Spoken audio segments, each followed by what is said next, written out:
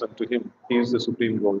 So basically, we see like the yoga, the jnana, and the karma. So all of them are described, and the ultimate goal of all of them is the supreme Lord. And in fact, if somebody uh, don't want the ultimate goal as supreme Lord, he wants something else. Even that is given by the supreme Lord. So that is something that is mentioned over here. So let's study the purport that Sri Krishna, the personality of Godhead, is the only object of worship is confirmed in these two shlokas.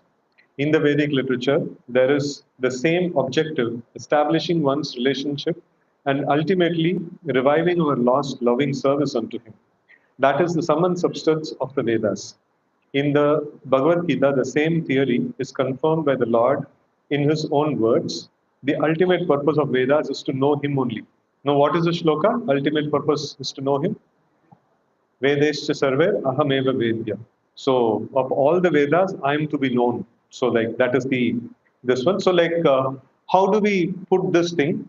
In fact, the first line of the translation also it talks about in the revealed scriptures, the ultimate object of knowledge is Sri Krishna. So, whenever we speak about in the scriptural terms, whenever we come across this term knowledge, knowledge means to know things as it is. So whatever exists, to know things as it is. And we also find Yasmin Vijnate Sarvameva Vijnatam Bhavati. So, like, if we understand the Supreme Lord, everything that needs to be understood is understood. So, these things, like, if we put it in proper perspective, so every system of education, every system of Vedic education, actually focuses upon what exists. So that is a very important principle that has been focused upon. Even in Bhagavad Gita, you will find the first 6 chapters. It detailedly, it's spoken about primarily about the living entity itself, the soul itself. And when it enters into the second 6 chapters, the seventh chapter onwards, primarily the second 6 chapters is supposed to deal with the Supreme Lord, the nature of the Supreme Lord, and things like that. So, in the beginning of the seventh chapter itself, you will find Bhumirapo Analo Vayo Kammano Budire Vacha Ahankaramiti Amme Vinna Prakriti Rashtada, and then Apareya Mithastvanyam Prakritim Viddhime Para Jiva Bhuta Mahabahu Edam Daritecha. And then next sloka talks about apart from these two, these material elements and the spiritual element, the soul, nothing else exists in the whole of the creation. The whole of the creation contains only these two things. So what exists? So that is been like described above. And if we are able to perceive what exists in reality, so then that is considered to be knowledge. So knowledge is not just limited to the theory that we are committing ourselves to, but knowledge is what I am practically able to perceive, practically able to see. So what exists is earth, water, fire, air, ether, and mind, intelligence, false ego, and soul. Am I able to perceive all these things? To some extent, some of these things I'm able to perceive. That soul, I'm not able to perceive. So then that is called ajnana. So then that is called ignorance. And after perceiving soul, so the level of perception of soul is called self-realization. Then next level of knowledge is considered to be God realization or Paramatma realization. And next level of knowledge is considered to be Bhagavan realization. So this is the 3 levels of uncovering of knowledge. So that in that way, like the ultimate object of knowledge is Sri Krishna. So we need to understand. So like even until the level of self-realization, one is able to understand what is soul, but still, not being able to understand the soul incomplete. So there is something that there is different levels of knowing, different things, right? So now many of you are sitting here, and so I kind of we can say that I kind of know by face, know all of you.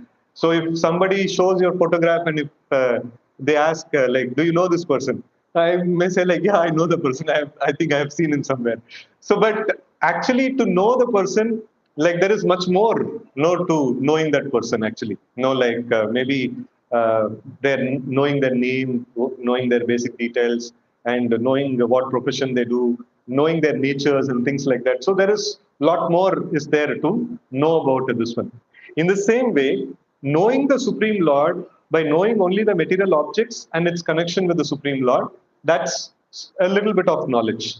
And then knowing the soul and its connection to the Supreme Lord, that's even more. And knowing more deeper about the Lord's own nature, know what all his likes and dislikes, and what is the way that he conducts himself. So that is even more deeper knowledge, right? So, like realization of soul is self-realization, or it is also amounts to the Brahman realization, and then realization of Paramatma, practically like how the Lord controls and manages this material universe, that is Paramatma realization, and then like how the Lord performs his pastimes, through his internal potency, that is Bhagavan realization. So this ultimate object of knowledge is Sri Krishna. So like everybody tries to know that Supreme Lord in different ways. So, but ultimate knowledge is knowing the Supreme Personality of Godhead in total. So that's the ultimate object of means, the ultimate purpose of studying all the scriptures. So now we see that what it means to know. It's like if a person is there, say in a particular organization, and then his boss happens to walk up to his desk, and then he's just maybe like watching some reels or something like that over there, and then the boss asks, "Do you know who I am?" "Yes, you are boss." Like, and then he's arranged, like, if you know, then you will be doing your work properly. Like, you're just namesake. You are telling, "No, I am the boss." But if you know really that I am the boss, and if you know that I have allotted some service to you, and you are supposed to do that task, so you will be doing that task. At least you'll feel bad that you are not doing that task, right? So in the same way, one thing is repeatedly mentioned. What is the sign that one understands Krishna? What is like with this example, what I mentioned, what is a sign that one understands Krishna? He should be rendering service. Iti matva bhajante mam. So one who understands the Supreme Lord, the result is that he will be engaged in bhajan. He will be engaged in devotional service, right? So that is the highest understanding of the Supreme Lord. If anybody says, "I know God," "I know so many things about God," and things like that. Okay, what are you doing, sir? Like, after knowing all these things, like, I'm just doing my own business. So then that means they have not understood God, right? So they have understood God. So just like this person I told, if he understands the boss, and if he understands the boss wants to achieve certain things, and he has allotted certain things to me, so then he will do those particular activities. So in the same way, so if somebody understands that I am part and parcel of Lord, and Lord is the master of everything that exists, naturally he will inquire, okay, if I am servant of the Lord, what is my service? What's the point of being a servant without a service? So what is my service? So that's the immediate thing that comes. And what that service constitute of? Bhajan. So the devotional service, Shravanam, Kirtanam, Smaranam. So these are all the things that constitute of devotional service. And so this is the if somebody comes to the point of understanding the soul, the super soul, and the Supreme Lord, and then comes to the point of understanding that I am part and parcel of Lord, I am meant to render service to the Lord. So that means he has understood the overall, he has met the purpose of the Vedas. He has met the purpose of study. Right? So his education is complete.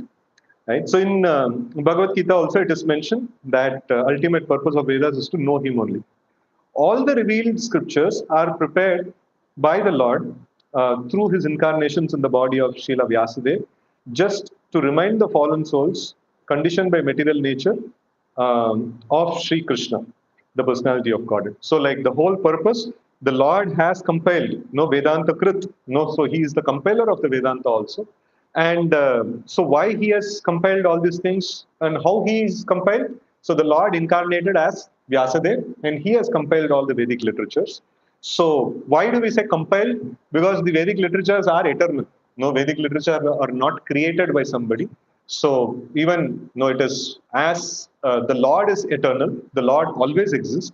In the same way, the Vedas also eternally exist. It is also considered to be the breathing of the Supreme Lord. The Vedic knowledge or the Vedic sound vibration is considered to be the breathing of the Supreme Lord.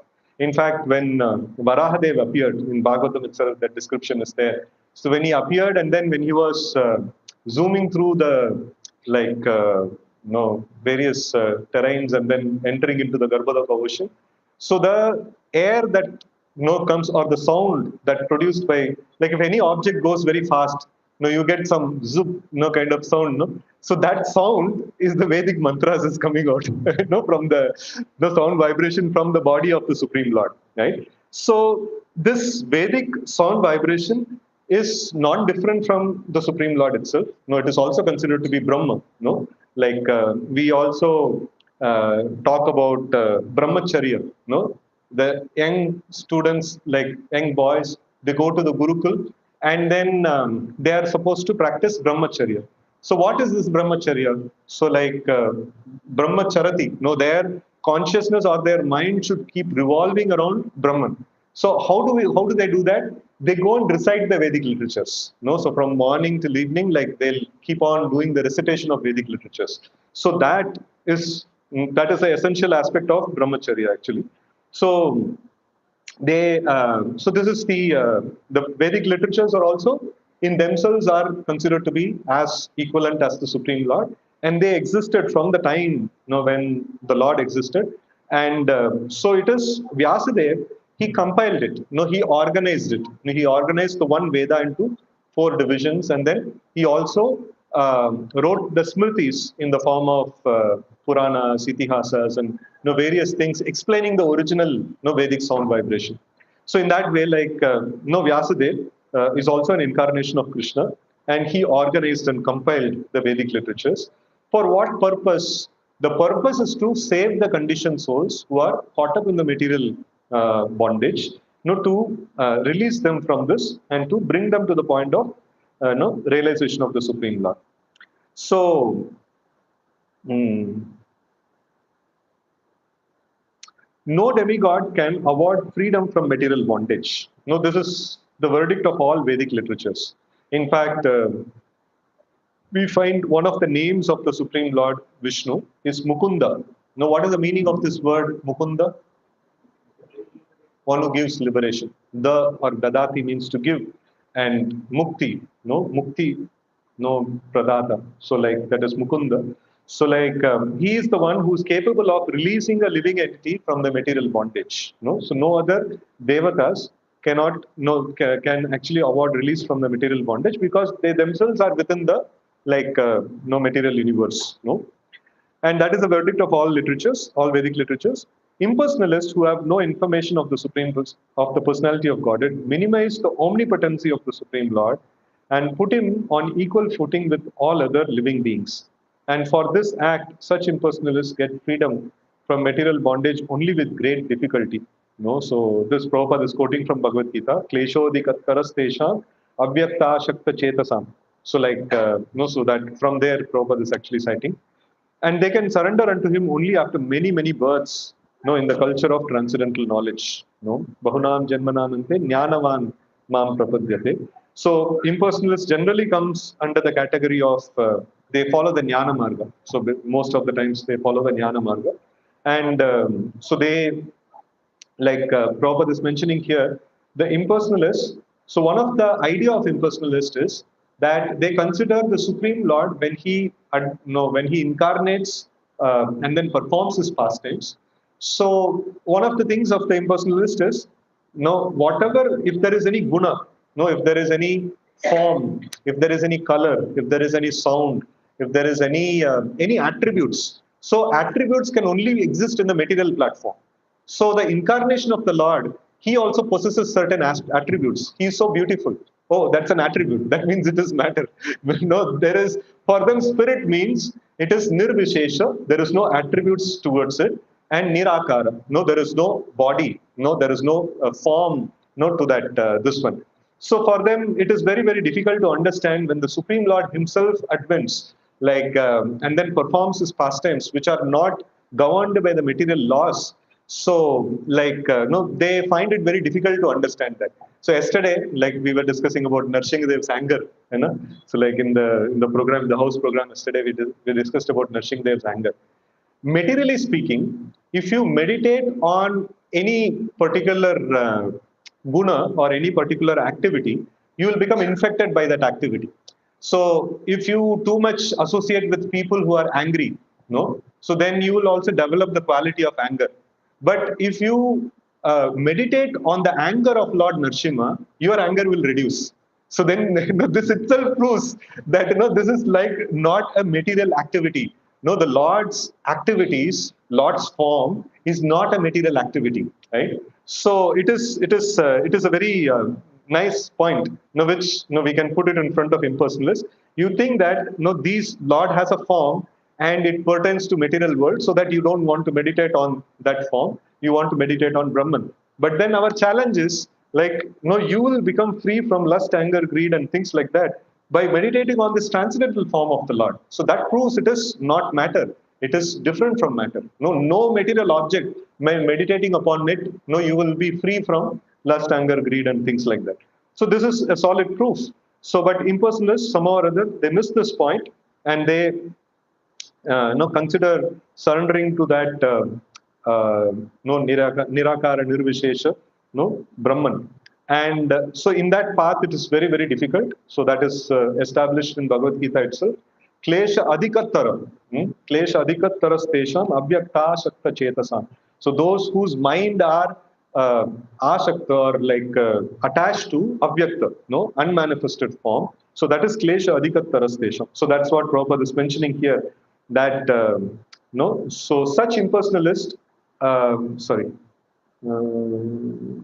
Such impersonalists get freedom from material bondage only with great difficulty. Klesha adhikattara. So one may argue that the Vedic activities are based on sacrificial ceremonies.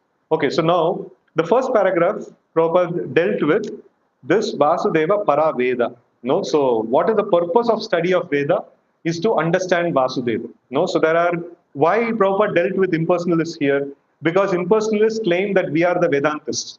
So that is why in the Veda, Vasudeva para Veda, so like Prabhupada is dealing with that.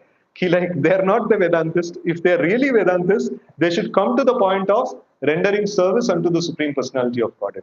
So if they stick on to the impersonalistic idea, even though they study the Vedas, it will be very, very difficult for them to make the progress towards actual transcendental knowledge. So that's why Prabhupada deals with all these things in the subject matter of Veda.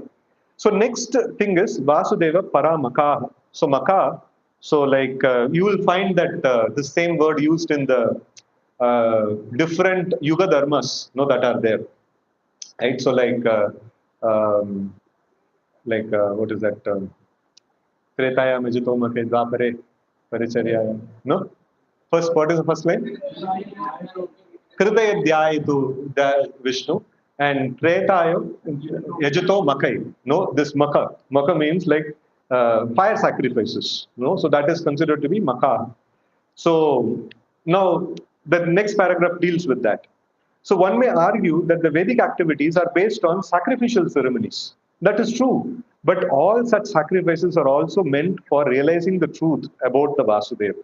So one of the important things about fire sacrifice, so it is generally termed by the name yajna. So like yajna means even Shravanam Kirtanam, even the process of discussing Srimad Bhagavatam. So this is also considered to be an yajna. So yajna in simple terms, anything that is meant for pleasing the Supreme Lord, that activity, any authorized activity which is meant for pleasing the Supreme Lord is considered to be yajna.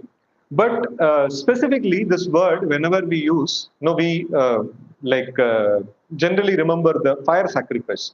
So even in the fire sacrifice, you see that any kind of sacrifice that is going on, and you carefully observe the priest. He will chant the Vishnu mantra. He has to invoke the Vishnu because yajna, yajna Purusha is Vishnu. So even if they perform homa for Ganesha or any other personalities, so they have to invoke the presence of Vishnu and they have to offer the oblations to Vishnu, and only Vishnu Prasad can be offered. Purusha is the fire is considered to be the tongue of Vishnu. So and in that way the oblations are offered into the fire, right? So and there is also this Yajna vai Vishnu. So Yajna vai Saha, Yajna vai Vishnu. So that is also mentioned. So that is Prabhupada is covering now. But all such sacrifices are meant for realizing the truth about Vasudeva. Another name of Vasudeva is Yajna. So Yajna by Saha, no? So like another name of Vasudeva is Yajna. And in that, in the Bhagavad Gita, it is clearly stated that all sacrifices and all activities are to be conducted for the satisfaction of Yajna or Vishnu, the supreme, the personality of Godhead. Right? So this um, Yajna Shishta Shinoshanta Muchante Sarva Kilvishay. I'm not getting the shloka. So, but no, all satisfaction, all yajnas are meant for his satisfaction only, right? So that is an important principle. So this is the case also with the yoga system. So what is the next thing that is dealt with here? Vasudeva Para Yoga. No, so that is mentioned, that is dealt with here. It is the same case with the yoga system. Yoga means to get in touch with the Supreme Lord. The process, however, includes several bodily features such as asana, dhyana, pranayama, and meditation. And all of them are meant for concentrating upon the localized aspect of Vasudeva, represented as Paramatma. Paramatma realization is but partial realization of Vasudeva. And if one is successful in that attempt, one realizes Vasudeva in full. So now we see that yoga sadhana, so that is also there for the purpose of realizing the same Supreme Personality of God. So now all paths lead to the same goal, no? So it actually like all paths lead to the same goal. So the path of karma also leads to understanding of Krishna, and path of jnana also leads to understanding of Krishna, and path of yoga also leads to understanding of Krishna, and path of bhakti is also leads to understanding Krishna. And means of performing all these things is also through Krishna only. No, so like when it is talked about the yajna, so in the Bhagavad Gita there is a nice shloka that is there. Brahma arpanam, Brahma havihi, no, Brahmagno, no, Brahmanahutam. So like that. So so all the elements that are used for performing the yajna is for the satisfaction of Supreme Lord, and yajna is for ultimately realizing the Supreme Lord. And the yajna performance also can be done only through the help of Supreme Lord. So even the ingredients for the yajna also comes from the Supreme Lord. So in that way, like the Lord is considered to be the goal. The Lord is considered to be the the various causes in a particular activity. So the example of potter making a pot is given. So now there is pot is the ultimate thing that is coming out of the whole exercise, and in that there is clay is there, and the wheel is there, and then the potter himself is there. No, so these are all considered to be like this is a philosophical subject. These are all considered to be different causes. You know, it is analyzed in this way. So now clay is considered to be the ingredient cause. No, so it is the ingredient cause. So that gives the ingredients. The clay itself cannot become a pot. No, that's not possible. And then the potter's wheel is there. So that is the instrumental cause. No, so like that helps in terms of, but clay and the wheel itself cannot produce pot. It also requires a potter, who actually gives shape to it and things like that. So now, in that way, if you see, the Lord is, when we carefully analyze, He is the effective cause, instrumental cause, ingredient cause. No, all the causes are He only. How? Because the Lord, where from the ingredients are coming? No, now I am performing an yajna. No, so where from the ingredients are coming? From the Supreme Lord's external energy, earth, water, fire, air, ether. And then, in order to perform this yajna, so there are many other things are necessary. All of them. So, first of all, the Lord has to come in the form of a fire and accept the offerings that is given. Offering themselves are the Supreme Lord's expansion, and the offering is received by the Supreme Lord. And through the whole process, the Supreme Lord is pleased. And through the whole process, we attain the Supreme Lord. Right? So, like in every step, we need the touch of the Supreme Lord. Right? So, all the processes, like this is the karma process. The karma process is of all the Vedic sacrifices and things like that. And yoga process. Yoga process, even in the yoga process, the like asana, pranayama, like all these various yama, niyama onwards, like all these various things. So when we deeply analyze, everywhere, Lord is the cause and Lord is the effect. So in that way, like we will be able to see all of them. So that's how philosophically we study these various processes. And now we see that by the process of yoga, so the highest limit, no, every process has its limit. No, the karma has its limit. No, and then jnana has its limit, and yoga has its limit, and bhakti also has it. Bhakti, reveals things to the greatest extent.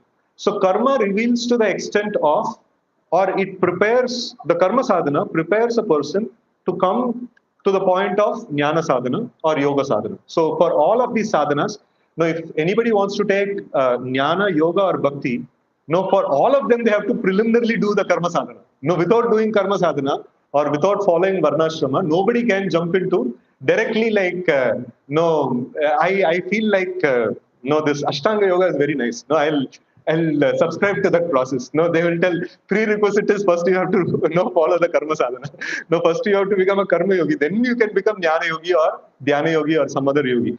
So first of all, karma sadhana is very essential. And that's how much the karma sadhana can produce. No, it can make a person qualified to enter into yoga or jnana or bhakti. And like, okay, what the yoga, jnana sadhana, how much it can actually help a person? It can help a person to the point of self-realization, no realization of Atma, realization of Brahman. So till that point, it can help. And how much the yoga sadhana can help? It can help a person to the point of realizing Paramatma.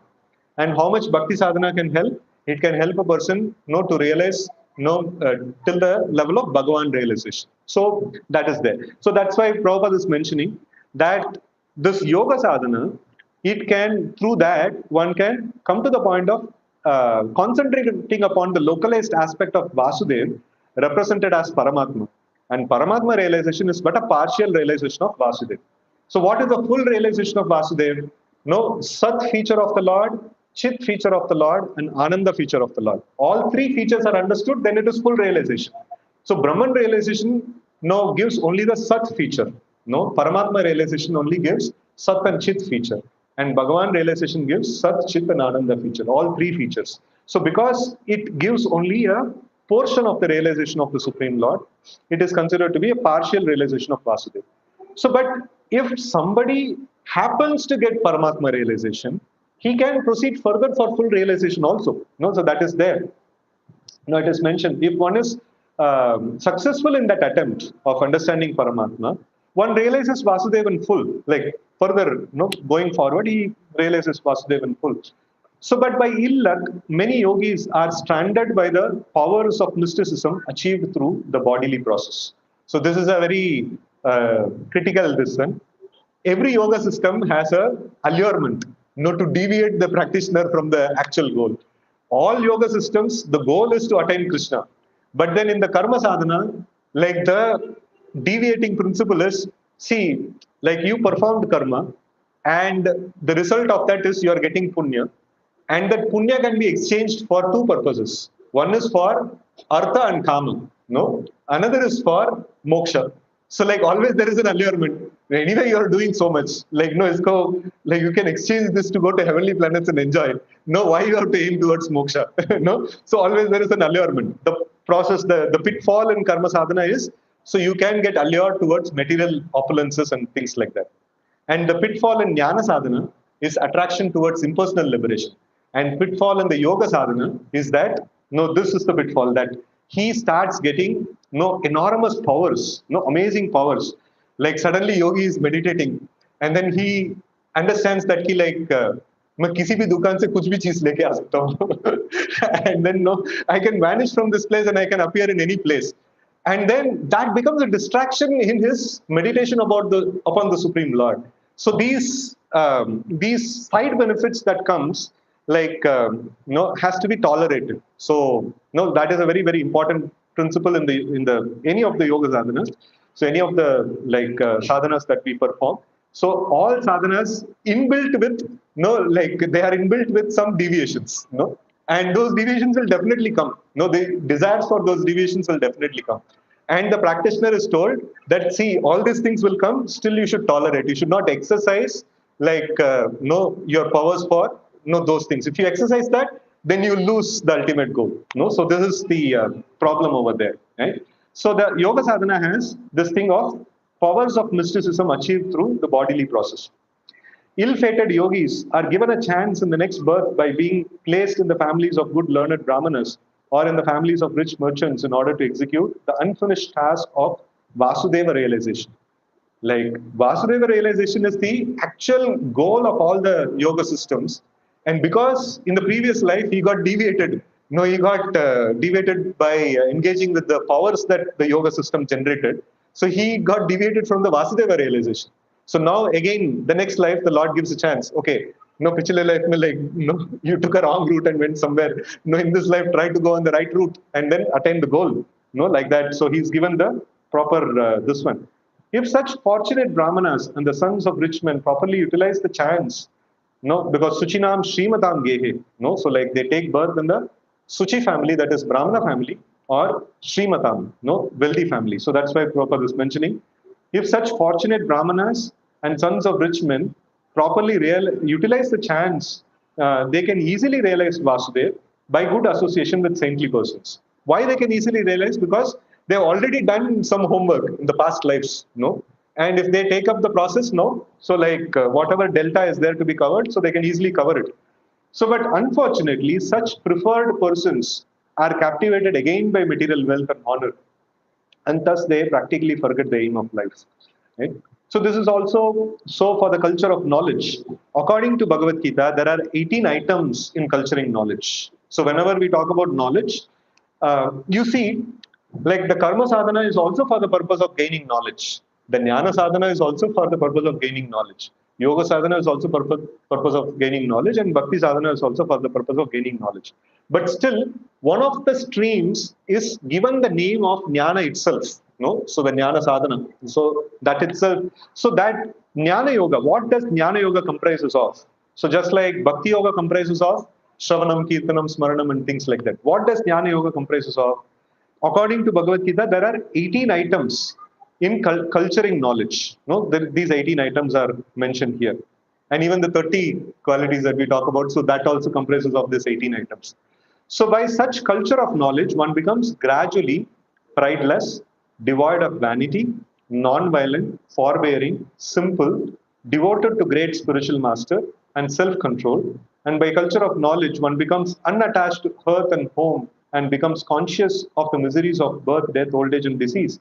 And all culture of knowledge culminates in devotional service to the personality of Godhead Vasudeva. No? So this is practically Amanitvam, Adammitvam, Ahimsa, Kshantirajam, Acharya, Bhasanam, Saucham, Stairyam, Atma, Vinigraha. So like all those things like Prabhupada is mentioning, all the, some of the 18 items Prabhupada is mentioning here.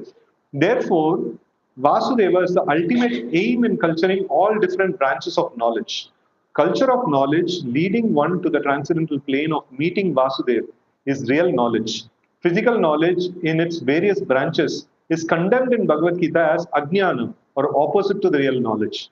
So why do we condemn the the knowledge generally? Like Prabhupada also used to mention that the modern schools as slaughterhouses and things like that. So why do he mention in that way?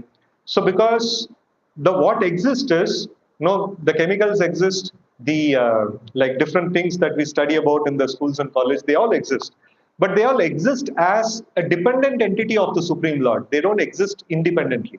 So when we try to know minus Krishna, when we define all these subjects, so then that becomes ajnana. Ajnana means like this. For example, this cup is there. If I try to define this without defining the Lord, without defining its dependence to the Lord, so then it is ajnana. If I try to define this, this is made of earth, water, fire, air, ether, and that belongs to the external energy of the Supreme Lord. So then that becomes jnana. So if I say that, okay, this is a leaf and then it has been manufactured in so and so company, and then its brand is so and so, and it is used for this purpose, that purpose, and things like that. Well, this is also essentially this is also a factual data, and it is not false. This data is not false, but still it is considered to be ajnana. Because it is defined without its connection to the Supreme Lord. So then it becomes ajnana, right? So that is why it has been if this is an object, if I meditate in this about this object, thinking it is part and parcel of Krishna, it is made of energy of Krishna, this produces spiritual realization, thinking about this object. But if I think about this object, like how it is generated materially, like through other means and things like that, without touching Krishna, this very same thing will produce Kama, Krodha, Lobha and things like that in the system, right? So the object is the same.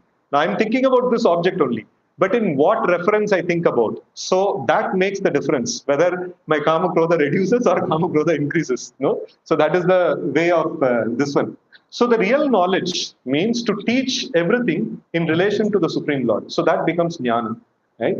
So the ultimate aim of physical knowledge is to satisfy the senses, which means prolongation of the term of material existence and thereby continuance of threefold miseries. So prolonging the miserable life of material existence is niscience. But the same physical knowledge leading to the way of spiritual understanding helps one to end the miserable life of physical existence and to begin the life of spiritual existence on the plane of Vasudeva. Right? So Prabhupada adds one more point. If I use this and then I see that, okay, this is, I can use it for my own enjoyment. No, so then it becomes like ajnana. And if I use this like for understanding Krishna, so then it becomes like no cause of knowledge. The same applies in all kinds of austerities. We see that after yoga, we spoke about. I think Kriya, Prabhupada, mentioned in terms of when we discussed about the sacrifices, that also like corresponds to Kriya as well. So Makaha and Kriya are like is discussed there itself, looks like. And so the next is the Jnanam, that is mentioned, and then Tapa. So the Tapa is the same applies to all kinds of austerities. So tapasya means voluntarily accepting bodily pains to achieve some higher end of life. So that is the tapasya. And so all of these practices, like the yoga practice, the karma practice, and all of these practices involves tapasya. So like in the yoga practice and jnana practice, the first and foremost tapasya is he has to take sannyas. So then only the jnana practice and yoga practice will start only, So, and in karma practice, then, so there is no tapasya. No, there is tapasya. There is tapasya that, like, see, nowadays in Bangalore, it is becoming very popular that co-living and things like that are not. But in Vedic system, tapasya means if you have to live with opposite sex, you have to accept the, like, what is it, burden of maintaining the family. And you also have to accept the responsibility of taking care of them, and not just taking care of them. So like there is one more responsibility one devotee was mentioning. If the dependents have a dharmic desire, so then the person, like the leader of the family, he cannot deny that, saying that, okay, if somebody has a dharmic, if the child has a dharmic desire or the wife has a dharmic desire, so I want to, like, I want this particular thing, right? And it is not against dharma. So then the husband or the father is supposed to fulfill that. So that is also the responsibility of, like, taking this one. So now, like, the modern idea is who will take all this responsibility? Just live with some partner and then just like move on with the life and things like that. So this is very, very wrong. This is completely condemned in this one. One must perform tapasya. Tapasya means if I want something, I should get it with full package, not that like piecemeal. So like I have to get it full package. So that is called tapasya. So that is when that particular activity will help me to advance in Krishna consciousness, right? So otherwise, like somebody may say, like, even in marriage, what I'm going to do after marriage, I'm just going to live with somebody. What's the great deal? So if you do like that, you will go to hell. If I properly get properly take the responsibility of that particular act, so then it becomes a like process of self-realization. That is why, like, marriage is also considered to be a sanskara. It is a very auspicious activity. Like, I don't know, like in Tamil, we call the event of marriage as kalyana. So kalyana means what? Auspicious activity. It's an auspicious activity. It's meant for making spiritual realization. Meant for making spiritual advancement. So the husband and wife together are supposed to perform various religious rituals.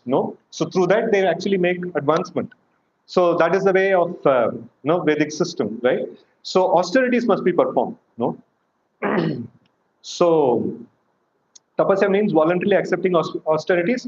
Ravana and Hiranyakashipu underwent severe type of bodily torture to achieve the end of sense gratification. Right. So sometimes modern politicians also undergo severe types of austerities to achieve some political end. This is not actually tapasya. No, so like no, somebody may say like I'm working 12 hours a day in the office. No, it is tapasya. No, tapasya must be according to the scriptures. No, not that no anything I want I'll do, and no, it becomes tapasya. So yeah, externally it is a difficult activity that I perform, but unfortunately that cannot be categorized as tapasya, right? So tapasya means like. Um, so one should accept voluntarily bodily inconvenience for the sake of knowing Vasudeva, because that is a way of real austerities. No, so this like austerity means tapasya means no, he has to take some voluntary troubles in order to realize Vasudeva. So then that is tapasya. So like I saw like many devotees are attending Mangalarti for during Purushottam month. That's a nice tapasya. So increase of rounds, that's a nice tapasya.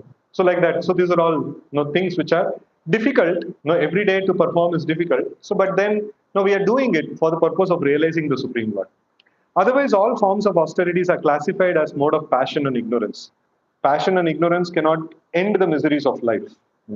Only the mode of goodness can mitigate the threefold miseries of life. Vasudeva and Devaki, the so-called father and mother, so-called father and mother because like Lord doesn't have any father and mother. So of Lord Krishna underwent penances to get Vasudeva as their son. Lord Sri Krishna is the father of all living beings. Therefore, he is the original living being of all other living beings. He is the eternal amongst all the enjoyers. So Nityo Nityanam Chetanas Chetananam. So that is mentioned. Therefore, no one can be his begetting father, as the ignorant may think. Lord Sri Krishna agreed to become the son of Vasudeva and Devaki upon being pleased with their severe austerities. Therefore, if any austerities have to be done, they must be done to achieve the end of knowledge, that is Vasudeva. Okay, so now what is the time now? Till what time? It's fine. Okay. Or should we take question answers to get deeply understand the subject, whatever we have already discussed? So it's okay either ways. Till 12:30 we can take them. Okay. So then Vasudev is the original personality of Godhead Lord Sri Krishna. As explained before, the original personality of Godhead expands himself into innumerable forms. Such expansions of forms is made possible by his various energies. His energies are also multifarious. Parasya Shaktir Vividaiva Shuyate. And his internal energies are superior and external energy are inferior in quality. So they are explained in the Bhagavad Gita 7.4 to 6, which we discussed in the beginning also, that as Parashakti and Aparashakti. Now, what is Aparashakti? Bhumi Rapo Anula Vayu Kambano Buddhirevacha. No, Ahankara Mitiyam Binna Praktirashtada. Aparayamitastvanyam. So whatever these 8 are there, so they are apara. And then like apart from these things, Aparayamitastvanyam, there is Jiva Bhuta Mahamahu Edam Darite Jagat. That is Parashakti, that is superior energy. The spirit is superior energy and matter is inferior energy of the Supreme Lord. So his expansions of various forms which take place via the internal energy are superior forms, whereas the expansions which take place via the external energy are inferior forms. So this is called Shwa Amsa and Vibhinnamsha. So expansions that happens through his internal potency, that is Rama, Nrsimha, Varaha, like all these different forms, they are expansions of the Lord through his internal potency. And expansions of the Lord through his external potency, that is called Vibhinnamsha. That are the living entities. We also have a body. We also are expansions of Krishna. But we cannot say that like Rama and Nrsimha, they are expansions of Krishna. And I am also expansion of Krishna. So no, these two are not the same expansions. The Swamsha expansions are expanded through the internal potency and they are as good as the Supreme Lord. The Vibhinnamsha expansions are expanded through the external potency and they are like Vibhinnamsha. From there only we can understand. They are Binna, no, Vibhinna Amsha. No, they are differentiated expansions. No, even in Bhagavad Gita also, when Lord tells about Bhumi Rapa Anula Vayo Kammano Buddhirecha Ahankara Mityame Binna Prakriti Rashtada. So these are all separated energy. No, so these are all separated energy. So that is very important to understand. Right. So his expansions of various forms which take place. Okay, so that we study. The living entities who are expanded by his internal potency are eternally liberated persons. No, there are also living entities whose body is made of Sachidananda. No, so they are liberated persons, ever liberated. No, Nitya Muktas. So Nitya Muktas also have spiritual bodies, right? So whereas those who are expanded in terms of material energy are eternally conditioned souls, no, Nitya Baddhas. Therefore, all culture of knowledge, austerity, sacrifice, and activities should be aimed at changing the quality of the influence that is acting upon us. No, so like no, three modes of nature is there, and then the Lord's internal potency is also there. So, like, how do I act in particular? No, throughout the day, I have to do so many different things. I have to sleep, I have to eat, no, I have to work, and I have to do so many different things. If I do all of them in a particular way, it produces Krishna consciousness. And if I do all of them in a different, in another particular way, it produces material consciousness, right? So that is the training. No, that's the training, the spiritual training that is given, right? So we have to change the quality of influence that is acting upon us. For the present, we are all being controlled by the external energy of the Lord. And just to change the quality of the influence, we must endeavor to cultivate spiritual knowledge. So, how do we cultivate spiritual knowledge? If I sleep 6 hours a day, so then that is conducive for cultivating spiritual knowledge. And if I eat as much as is necessary, so that is also conducive for cultivating spiritual knowledge. It is not that cultivating spiritual knowledge means like I have to study the books only, that is cultivating spiritual knowledge. Of course, this is also cultivating spiritual knowledge, but it also requires many other aspects. No, in the previously we saw mode of goodness. No, mode of goodness actually produces knowledge. No, so mode of passion and ignorance doesn't produce knowledge. If somebody like the body demands, like if somebody like is advanced spiritually and then he sleeps less, that is fine. If the body demands, but then just to get things done, no, he suppresses the demand of the body, and then he sleeps less. Then he gets into Rajagunu, no, and then if he like no, if he over endeavors to sleep and then no, like sleeps great deal, like no, 7, 8, 9, 10 hours and things like that. So then it becomes like mode of ignorance starts kicking in, right? So, but if he know how much ever the body needs, as much as it is necessary, so whether I like to sleep more or I like to sleep less, no, that doesn't matter. No, my body requires this much and I should give this much. So then a person will come into mode of goodness. So like this, each and every activity, no one has to do in the way of mode of goodness, then that facilitates cultivation of knowledge. No, so this culture of knowledge means it every single activity, no, every single activity, like no, taking bath, no, so that also produces knowledge. No, like whenever I feel that no, I'm sufficiently perspired, and then no, it's time to take bath. It's not that like no, only in the morning I will take bath and things like that. So at least spiritualists like no, it is mentioned that three sandhya. So they generally spiritualists used to take bath, apply tilak, and then perform their sandhya vandan and things like that. And at least no bare minimum, like if we can no do at least 2 times a day. So that also, in fact, in the 30 qualities, like Prabhupada writes in the purport, so 2 times a day bath and things like that. So in this way, like culture of knowledge means many, many things, like all the different activities that I perform in the throughout the day. So when proper training is given, so then the proper cultivation of knowledge actually happens. Right. So so their endeavor should be there to cultivate spiritual, like energy. And in the Bhagavad Gita, it is said that those who are Mahatmas, or those whose minds have been so broadened as to be engaged in the service of Lord Krishna, are under the influence of internal potency. And the effect of such broad minded living beings are constantly engaged in the service of the Lord without deviation. That should be the aim of life, and that is the verdict of all Vedic literatures. No one should bother himself with fruitive activities or dry speculation about transcendental knowledge. Everyone should at once engage himself in the transcendental loving service of the Lord. Nor should one worship different demigods who work as different hands of the Lord for creation, maintenance, and destruction of the material world. There are innumerable powerful demigods who look after the external management of the material world. There are they are all different assisting hands of Lord Vasudeva.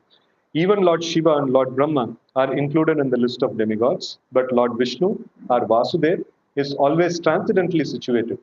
Even though he accepts the quality of goodness of the material world, he is still transcendental to all the material modes. The following example will clear the matter more explicitly. In the prison house, there are the prisoners and the manager of the prison house. Both managers and the prisoners are bound by the laws of the king. But even though the king sometimes comes in the prison, he is not bound by the laws of the prison house. The king is therefore always transcendental to the laws of prison house, as Lord is always transcendental to the laws of material world. Okay. So I pause here. Any questions, comments, and discussions on the subject that we studied? Can take up. Hare Krishna.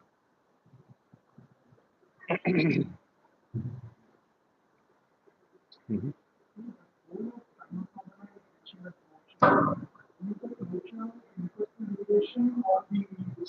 Living in the planets, future planets. Oh, I think you should reduce the sound. It's too. Okay, so goal of karma sadhana is to become eligible to perform, enter into the school of jnana, yoga, or bhakti. Mentioned that it is moksha. So it can go towards moksha. So going towards moksha means he enters into any one of these schools. So moksha is a general term that is mentioned for anything beyond no material existence. So karma sadhana can be performed in order to get admitted into any one of these schools. Or karma sadhana can be performed in order to get material facilities. So if he exchanges for material facilities, then he will not be able to enter into jnana school, yoga school, or bhakti school. And this is the distraction of bhakti yoga. All the other yoga will be distracting. Yeah. Distraction of bhakti yoga. So, distraction of bhakti yoga is bhakti itself, like, So, that is the amazing thing that if somebody exclusively engages in bhakti, so then because bhakti is the natural activity of the living entity back in the spiritual world, the 64 items of bhakti, whatever is there, so that is a natural activity of the living entity. Karma sadhana is foreign to the living entity. Jnana sadhana is foreign to the living entity. Yoga sadhana is also foreign to the living entity. So karma sadhana is because I believe that I am the body. I believe all these sense objects are meant for my gratification. So, but then this is what